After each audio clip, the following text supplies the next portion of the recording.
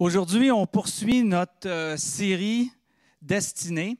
Puis aujourd'hui, j'aimerais parler sur l'aspect que souvent l'aspect de destinée nous rend un peu perplexes. Puis on se demande, est-ce que Dieu est véritablement maître de ma destinée? Et si oui, mais pourquoi? Pourquoi est-ce que je vis tant d'effondrements autour de moi?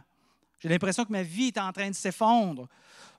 Pourquoi je suis trop souvent brisé par les différentes situations de la vie? Pourquoi la maladie que je n'arrive pas à surmonter ou les nouvelles de la maladie, j'essaie de me garder en santé, j'essaie de faire de l'exercice, j'essaie de bien manger, j'essaie d'éviter du stress, mais la maladie est là pareil, ou la souffrance en quelque part. Devrions-nous voir ces éléments-là comme une fatalité, comme vraiment là, la loi du destin? Qui est au contrôle finalement au bout de la ligne? Devrions-nous combattre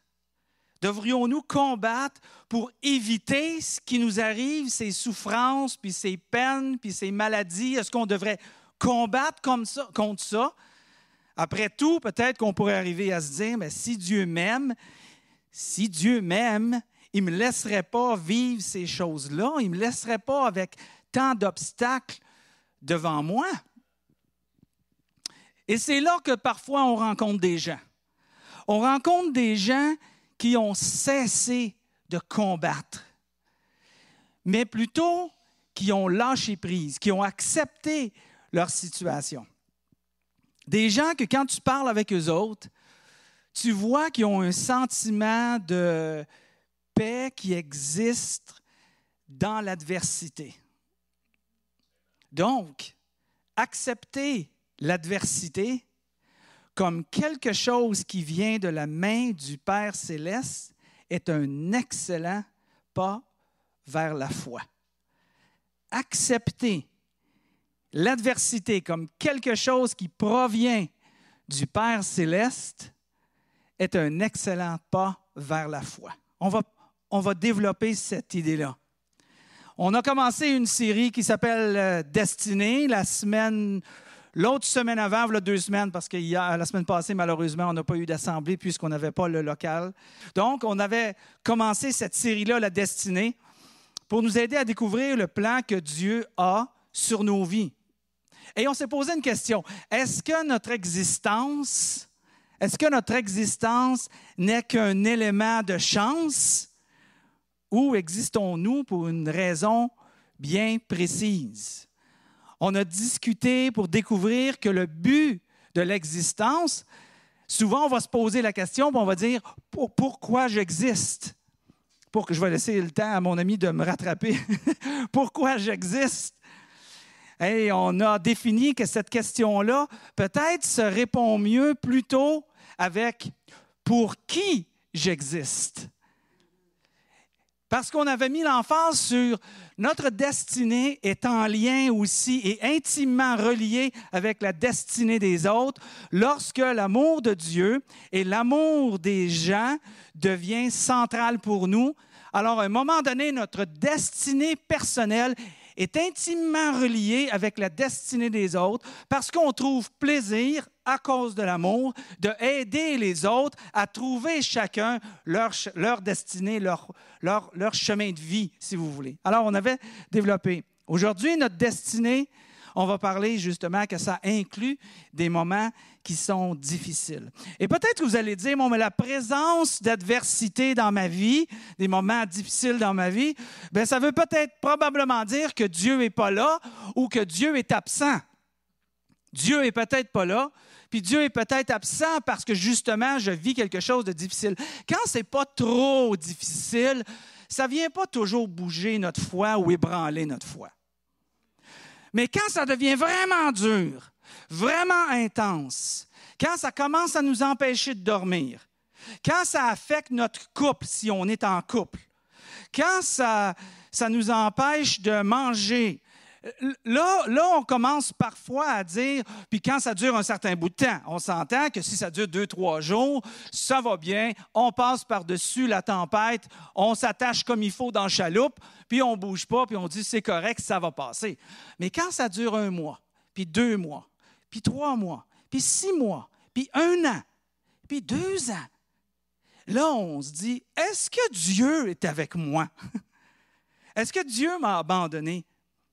Mais vous savez, avoir cette réflexion-là qui est tout à fait humaine, qu'on soit croyant ici, que vous soyez croyant ou que vous ne soyez pas croyant, que vous soyez chrétien ou non chrétien ou Bouddha ou bouddhiste ou musulman, hein? Quand ça va mal, on se pose la question, est-ce que Dieu est là? Mais si on fait référence, exemple, quand que ça va mal, vous étiez jeune, et si vous êtes encore jeune, et ça va mal des fois dans votre vie de famille, je ne me disais pas quand j'étais jeune, ça va tellement mal dans ma vie, mes parents ne sont pas là, mes parents n'existent pas, mes parents ne m'aiment pas. J'avais jamais cette pensée-là. Mais parfois, on va avoir cette espèce de réflexion-là que les moments difficiles nous donnent l'impression que soit que Dieu n'est pas là, est absent, puis qu'il est en dehors de son contrôle, ou bien carrément qu'il n'existe pas. Comment ça se fait qu'on pense de même? Bien, peut-être qu'on pense de même parce que c'est dans notre culture nord-américaine. Comment je dirais? En quelques mots, nous, on est habitués de tout avoir. Hein? On est dans l'abondance en Amérique du Nord. On est dans l'abondance. On a tout instantanément. On a tout à la portée de la main. On a tout au moment où on a le plus de besoin. On réussit à trouver soit des objets qu'on aurait besoin, soit des finances qu'on a besoin, soit des amis qu'on a besoin, soit une opportunité. Il y a tout le temps. On est vraiment, vraiment dans l'abondance. Fait que quand parfois il nous manque quelque chose, que ça ne fonctionne pas, on va peut-être lever les yeux au ciel. Plus facilement que dans des pays ou dans des endroits que c'est peut-être, ou dans des familles, que c'est vraiment plus difficile. Mais on va lever les yeux au ciel, puis on va dire, où est-ce que tu es? Pourquoi tu m'as abandonné? Puis pour d'autres, ça va aller plus loin, ça va être, Dieu n'existe pas. Dieu n'est pas là. Dieu ne m'aime pas. Et ça vient affecter même ma foi, au point peut-être que même que je dis, bon, mais ma foi, je la mets de côté, puis j'en veux plus, puis je ne le crois plus. Parce que c'est trop difficile. Parce qu'on a eu trop mal. Parce qu'on a trop souffert. Alors, on vient mettre en perspective cette relation-là qui est avec Dieu. Et quand on regarde les premiers chrétiens, pour ceux et celles qui sont ici, qui ont déjà eu un petit bout de chemin de marche avec Jésus dans leur vie et qui ont commencé à découvrir un peu certains textes bibliques, certaines conversations avec d'autres chrétiens, on va se rendre compte facilement que les premiers chrétiens, là, ils faisaient face à l'adversité autrement plus que nous, on en fait face. On se pose la question si on va avoir un groupe, on va avoir une rencontre, il ne fait pas très beau, je suis fatigué, je n'ai pas bien mangé. Ça vient déjà mettre en perspective notre engagement de qu'est-ce qu'on veut faire avec Dieu, ce qu'on ne veut pas faire avec Dieu. Les choses vont trop mal. On s'est donné une espèce de routine de prier, puis à un moment donné, on ne la tient plus parce qu'on est juste trop occupé. Et les premiers chrétiens de l'époque, là, ils faisaient face à l'adversité d'une grande manière. Il ne faut pas se le cacher, d'une grande manière. Et quand on lit leurs réponses, pour ceux et celles qui sont habitués, on lit leurs réponses face à l'adversité, c'est pas leur réponse. Leur réponse, c'est qu'ils sont remplis d'énergie, remplis de joie. Il n'y a pas Pierre, je pense que c'est Pierre, un des apôtres ou un des chums à Jésus, si vous voulez, qui avait été mis en prison, puis après ça, ils ont été battus, puis il a été frappé, puis il a été fouetté. Puis il est sorti finalement de la prison, tout joyeux d'avoir été frappé pour la cause de Jésus, pour sa foi. Hey, aïe, aïe, aïe, aïe! Je ne suis pas sûr que je réussirais à avoir cette même attitude-là. Je ne suis pas sûr que je réussirais à mettre en pratique le message que j'essaie de vous communiquer pour vous aider dans votre vie. Probablement que j'aurais beaucoup, beaucoup de difficultés. Mais eux autres, ils sortaient de là avec encore plus de détermination. Comment ça se fait? comment ça se fait qu'il pouvait arriver à faire ça? Comment que nous, on peut arriver à faire ça? Quels sont les outils qui sont à notre disposition? Quelle est la compréhension qu'on peut avoir pour être capable de faire face à l'adversité, puis lâcher prise quand la vie est difficile face à l'adversité, puis que ça motive, puis que ça renforce notre foi? Comment qu'on peut faire ça? Parce qu'on veut ça. Parce que demain, ça peut bien aller, puis la semaine prochaine, ça peut être difficile. Hein? Il suffit que tu fais un rendez-vous chez le médecin, puis ça y est, notre monde s'écroule. Ça prend juste une décision. Je sais, j'ai passé par là il n'y a pas longtemps. Et aujourd'hui, je suis sur mes deux pattes, bien en santé, jusque-là. On verra demain, on verra la semaine prochaine, puis on verra dans 5 ans. Il y a un bel exemple qu'on voit de ça. Un bel exemple d'un homme. Le gars, il s'appelait Paul, qui avant d'avoir eu une révélation, une vision, une apparition, c'est le bon mot, une apparition de Jésus, Paul s'appelait Saül. Puis Paul était un homme qui était un leader, un fort leader de la destruction des chrétiens. Il consacrait sa vie à essayer de détruire ceux qui voulaient suivre Jésus-Christ. Il y avait même la permission, c'était dans la catégorie des prêtres ou des religieux de l'époque, si vous voulez. Puis il y avait la permission des grandes autorités de l'époque. Puis à ce moment-là, les grandes autorités de l'époque religieuse, c'était quelque chose. Et Paul avait eu des lettres, il y avait eu des mandats, il y avait eu des autorisations pour être capable d'aller de ville en ville, d'arrêter les chrétiens, puis de les torturer. Il les torturait en les forçant, en leur demandant « Où sont vos amis chrétiens? Où sont ceux qui se rassemblent? » Et lui, il pouvait les prendre, puis il pouvait les torturer, puis il pouvait les faire tuer. C'est ce qu'il a fait, et on lit quelques passages, justement, dans les écrits bibliques, dans les documents qui nous ramènent justement à cette idée-là de qu'est-ce que Paul faisait. Et lui, il avait cette attitude-là. Mais à un moment donné, il y a eu cette apparition-là de Jésus. C'est après que Jésus a été ressuscité. Paul, qui s'appelait Saül, a changé de nom à Paul. Et quand il y a eu cette apparition-là, c'est là que cette transformation-là s'est faite. Puis, il a passé de l'homme qui cherchait à détruire les chrétiens à l'homme qui cherchait à apporter le message de la bonne nouvelle de Jésus. Quelle était cette bonne nouvelle qu'on va beaucoup parler la semaine prochaine? Et Paul, à un moment donné, tout allait bien, tout fonctionnait. Il y a eu cette apparition. Imagine-toi, tu as une apparition de Jésus dans ta chambre à coucher. Bon, je ne voudrais pas que ça m'arrive, honnêtement. Je pense que ça me ferait plus peur que de bien. Mais en tout cas, il y a eu cette apparition-là. Puis, à partir de là, il est parti sur c'est ça. Il a fait la route. Puis, let's go. On va servir, on va apprendre, on va étudier, on va devenir un étudiant de Jésus. On va apprendre qui il était, ce qu'il faisait, comment il faisait les choses, pourquoi il faisait les choses. Et je vais consacrer ma vie. Puis là, il a donné sa vie justement à dire, bon, mais moi, c'est ce que je vais faire. Puis, dans tout ça, tu te dis, hey, cet homme-là, il a dû être béni, effrayant, c'est pour utiliser un terme que bien les chrétiens connaissent. La faveur de Dieu devait être avec lui puis l'aider partout. Il n'a pas aussitôt commencé justement cette marche-là à la suite de Jésus qu'à un moment donné, il a été frappé avec une sorte d'handicap physique très sérieux. Très sérieux. Au point là que ça affligeait Paul. Voyons, qu'est-ce que j'ai fait?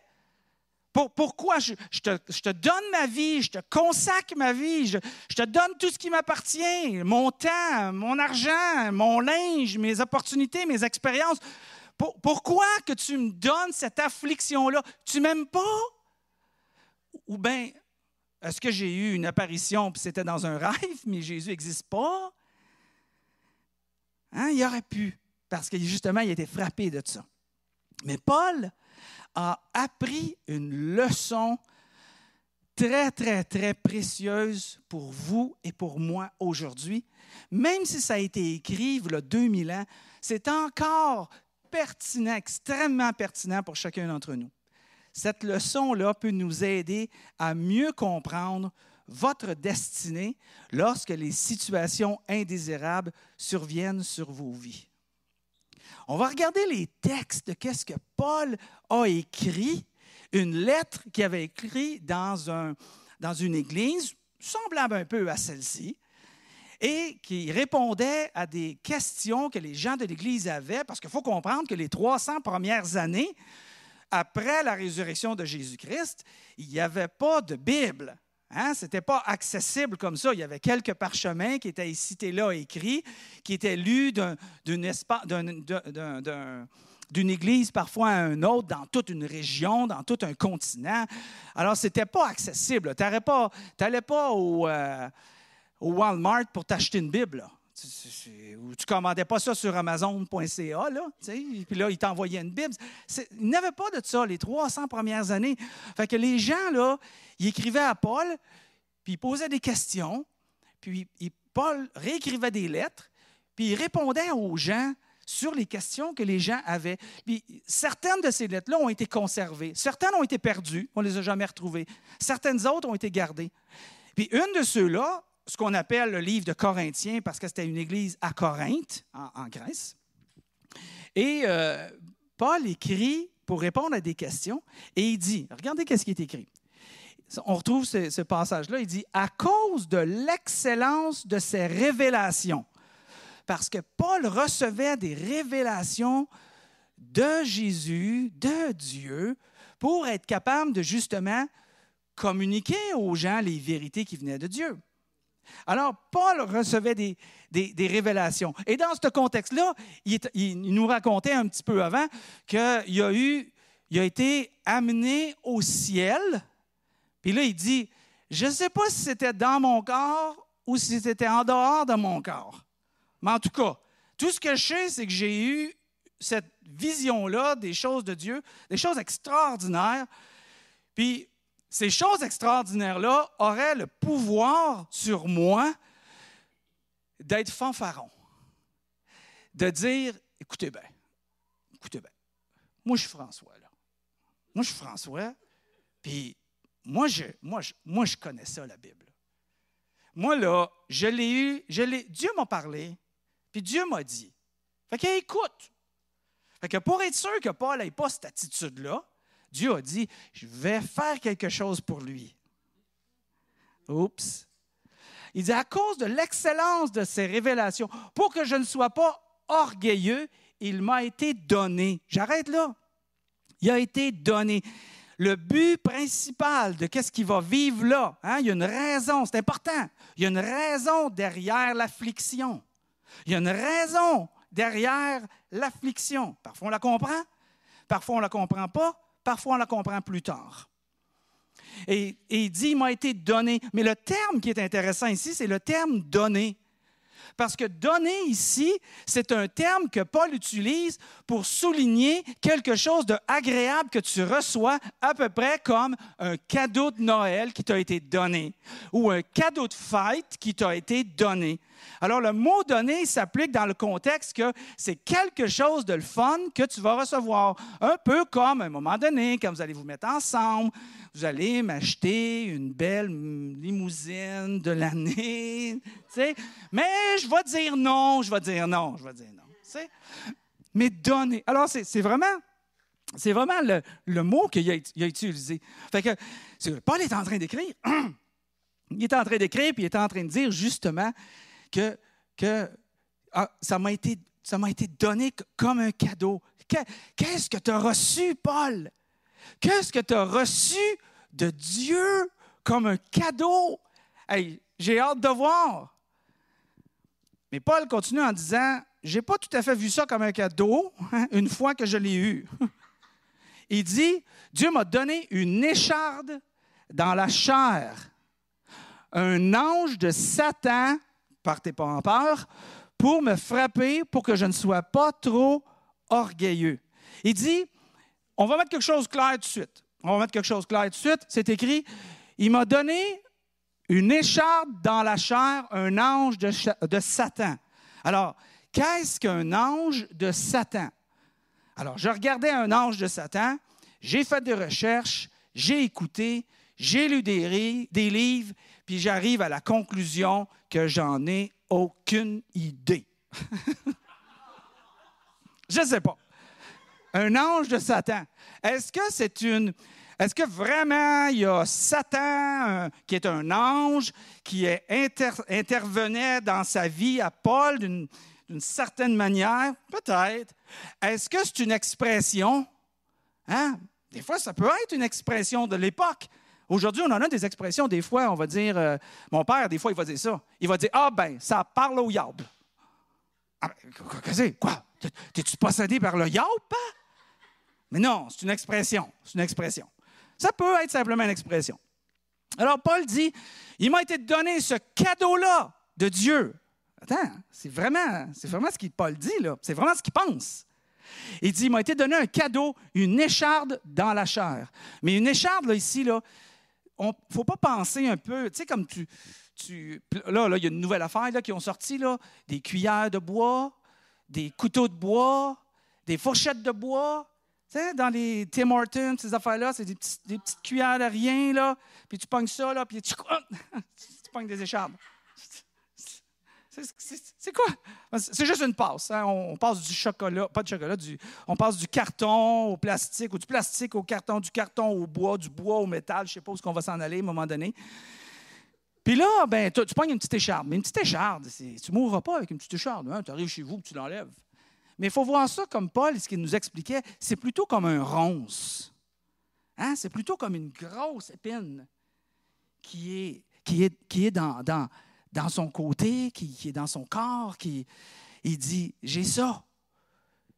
Il dit, puis c'est là, fait que Paul avait cette écharde-là. Mais quelle était cette écharde-là? On ne sait pas non plus. On ne sait pas. Paul, il fait référence à cette écharde-là. Il y en a plusieurs qui disaient que c'était une maladie, un peu comme l'épilepsie qu'il pouvait avoir. Ça se peut. Puis il y en a d'autres qui disaient, ben, il était assujetti, c'est ça? Il était assujetti à la dépression. Je pourrais comprendre, avec la vie que Paul, quand vous allez lire, ou si vous avez déjà lu, la vie de l'apôtre Paul, qui vive la dépression, ça serait complètement, humainement possible et acceptable. Peut-être qu'il y en a qui disent qu'il y avait un problème de vision, jusqu'à peut-être pas de la cécité complètement, mais un problème de vision au point que ça l'empêchait peut-être d'être capable d'écrire des lettres, puis il demandait des fois à des gens d'écrire des lettres pour lui. C'était peut-être ça. Il y en a d'autres qui ont même pensé qu'il y avait la malaria, mais on ne sait pas. Mais tout ce que je sais, c'est qu'il y avait ça dans son corps, puis que ça l'empêchait justement de fonctionner aisément. Il dit c'était comme s'il était frappé. Hein? Comme un ange de Satan pour me frapper. Me frapper. Puis le mot frapper ici, c'est, tu sais, quand on utilise des jeunes qui se font faire de l'intimidation à l'école, hein? Ben c'est l'intimidation, ben ça serait le terme qu'il utiliserait. Frapper, ça serait dans ce sens-là. Fait que c'est ça que lui, Paul, il vivait. Douloureux, humiliant, affaiblissant. Et là, Paul, il dit, 3 fois, j'ai prié le Seigneur de l'éloigner de moi. 3 fois, j'ai prié le Seigneur de l'éloigner de moi. 3 fois. Est-ce que ça veut dire qu'il a prié lundi, il a prié mardi, puis il a prié mercredi, puis là, ben, finalement, il y avait encore la même maladie, il y avait encore la même adversité, il y avait encore la même écharde? Je ne pense pas que c'était ça. Je pense que c'est plutôt 3 moments difficiles de sa vie qui il était tanné de ça. Tu sais, genre, tu vis une situation de santé, tu vis une situation de dépression, tu vis du rejet, tu vis une peine, tu as l'impression que ça ne part pas, puis à un moment donné, tu dis, Dieu, fais quelque chose, interviens, agis. envoie quelqu'un. Puis après ça, ben, c'est comme ça passe. Puis là, on fait un autre bout de chemin, puis un autre bout de chemin. Puis à un moment donné, quelques semaines, quelques mois ou une année. Puis là, on retourne à Dieu, puis enlève-moi ça. Puis je voudrais. Puis Paul dit 3 moments vraiment déterminés, déterminants pour lui, en disant 3 fois j'ai prié le Seigneur de l'enlever. Puis en disant qu'il était plus capable de continuer. Et là, Paul dit quelque chose de le fun. Il dit, et il m'a dit.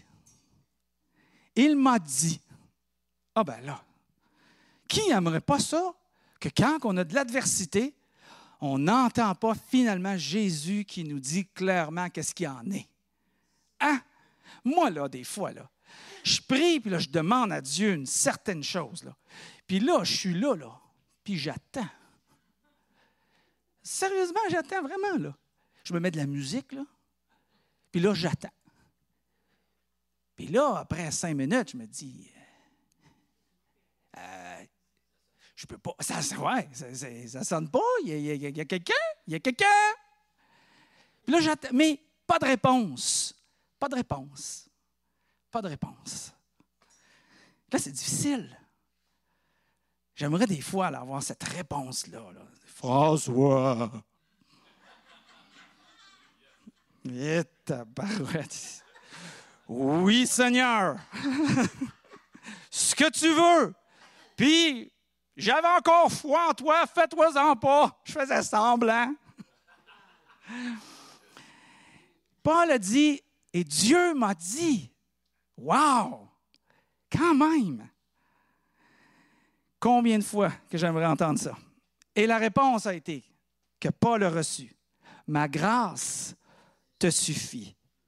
Ma faveur non méritée, grâce, ma faveur que tu ne mérites pas, que ce n'est pas parce que tu fais des choses ou tu ne fais pas des choses que je vais t'aimer.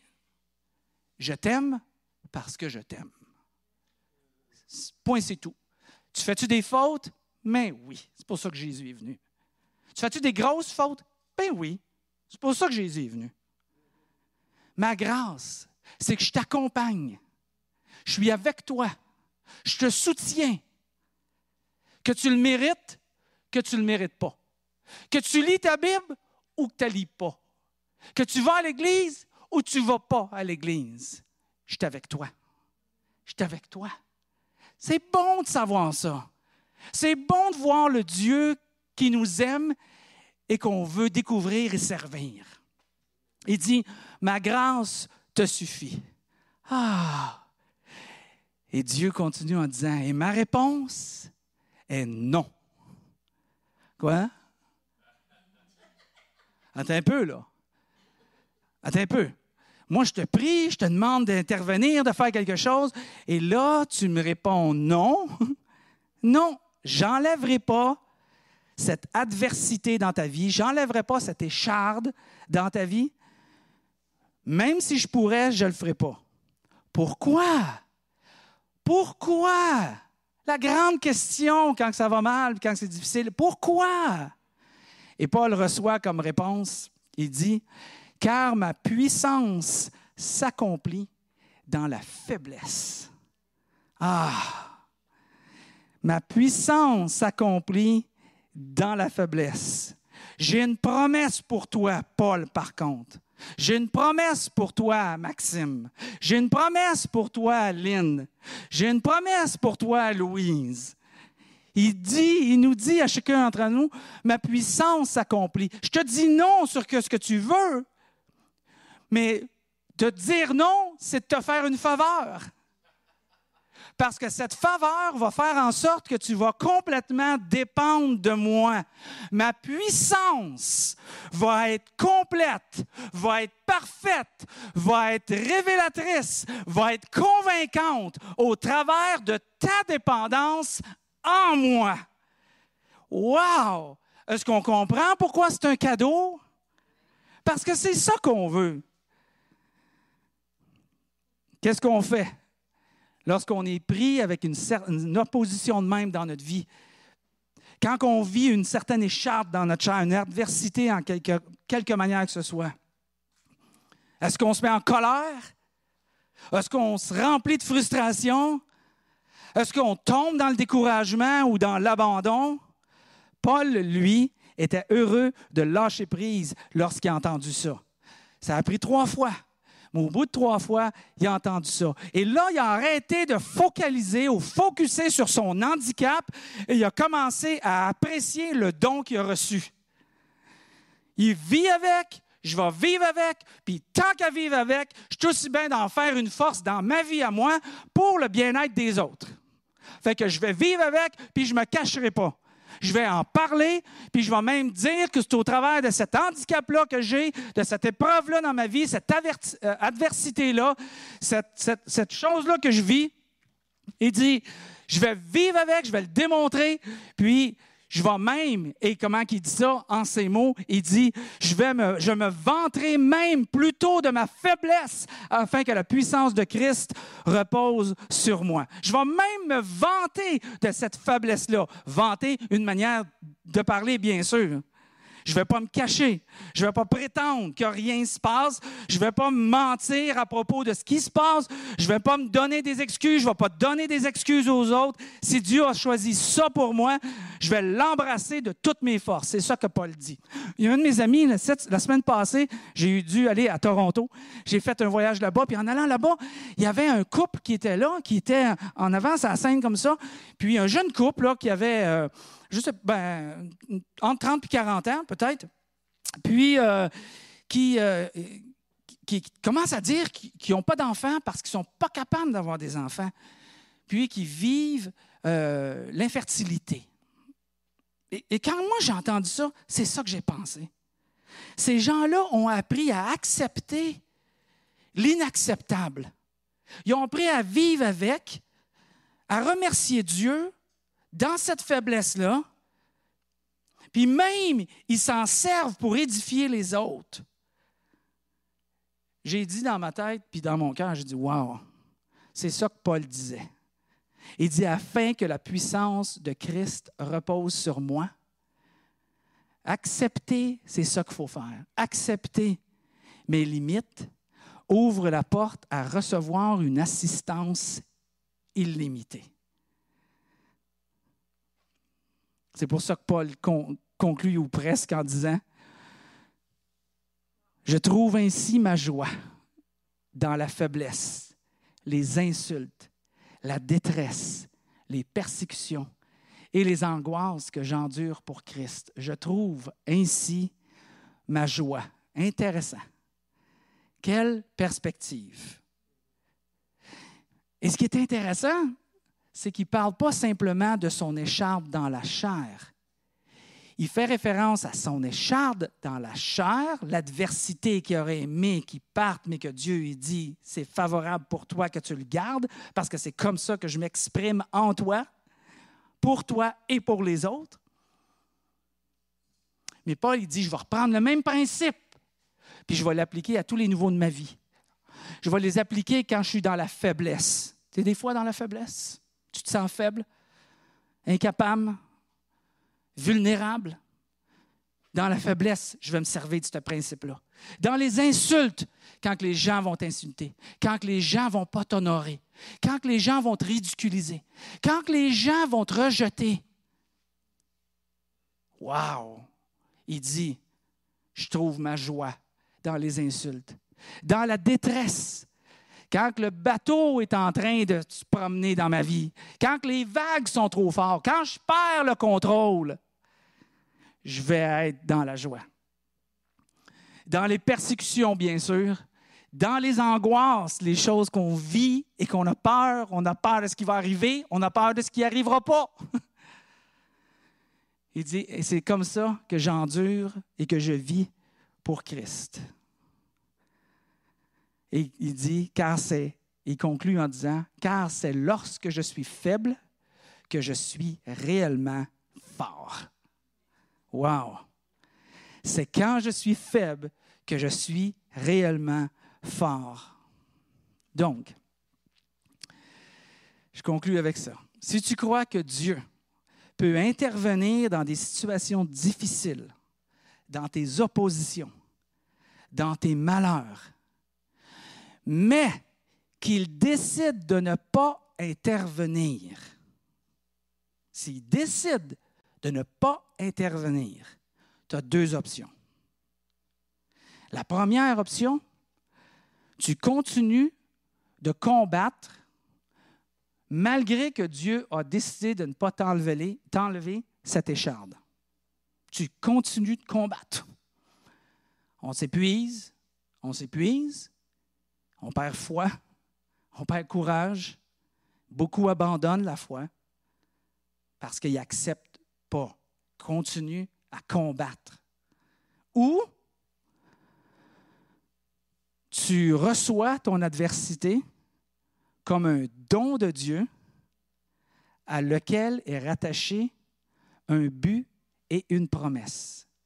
Ce but étant une entière dépendance en Dieu et la promesse, une puissance qui s'accomplit dans ta faiblesse.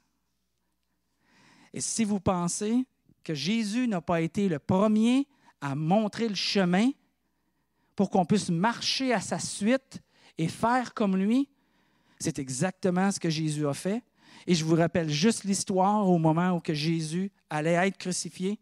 Il a pris un coin d'un jardin et il a commencé à prier. Puis il a dit à son Père qui était dans le ciel, « Seigneur, je prie, je t'implore que cette coupe de souffrance dans laquelle qu'il sait qu'il s'en allait vivre, que cette coupe s'éloigne de moi. » Priez légitimement le besoin de ce qu'on peut vivre à tous les jours. Mais il a conclu en disant, « Toutefois, que ta volonté soit faite et non la mienne. » Et voilà comment tu choisis d'accepter ta destinée comme quelque chose qui vient des mains de Dieu. Père éternel, on te remercie, mon Dieu. On veut te prier parce que tu nous révèles des choses merveilleuses pour être capable d'adresser cette vie avec plein d'espoir, avec plein de joie, avec plein de détermination, plein de conviction. Pas ébranlé quand que tu es absent, pas ébranlé quand que tu es silencieux, mais au contraire, qu'on sait que tu agis, que ça soit oui ou que ça soit non. On te remercie de nous avoir montré, aide-nous à vivre là-dedans maintenant. On va vivre des situations cette semaine, la semaine prochaine. Aide-nous à se souvenir d'avoir cette réponse comme Paul a eu, comme Jésus a eu, et de marcher dans ces voies-là, afin que justement, on s'en trouve mieux, qu'on trouve la paix dans l'adversité, que tu enlèves ou que tu n'enlèves pas l'adversité. On te remercie pour ces choses. C'est en Jésus qu'on te prie, Père. Amen.